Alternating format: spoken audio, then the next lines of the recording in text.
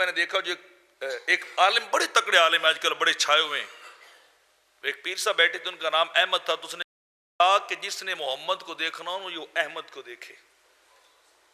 یہ احمد صاحب بیٹھے ہیں، جس نے محمد دیکھنا ہے وہ اس احمد کو دیکھ لے، بس وہی دیدار ہو جائے گا.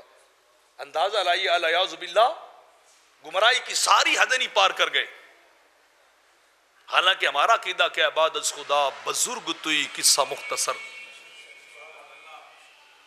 تو ہماری نقابت کے اندر، ہماری نعت خوانی کے اندر اور خطابت کے اندر سب سے اونچا مقام خدا کو ہونا چاہیے. اللہ کے برابر کوئی سوچا بھی نہیں جا سکتا، کبھی ذہن کے اندر وہم بھی نہیں گزرنا چاہیے. اور خدا کے بعد پھر انبیاء ہیں، اور انبیاء میں سید الانبیاء ہیں، آقا علیہ الصلوۃ والسلام ہیں. انہیں رکھا جائے، پھر اس کے بعد لایا جائے درجہ بدرجہ.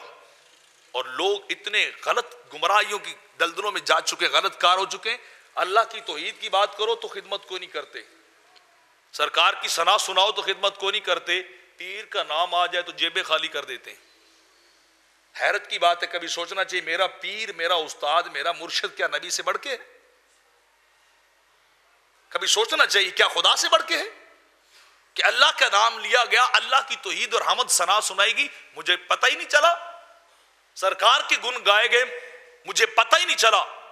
اور جیسے ہی پیر صاحب کا تذکرہ آیا، پیر صاحب نے بھی جیب میں ہاتھ ڈالا، پہلے سب سے پھینکے کہ ہمارا کام شروع ہوا، دوسروں کو ترغیب دی، اب پھینکو.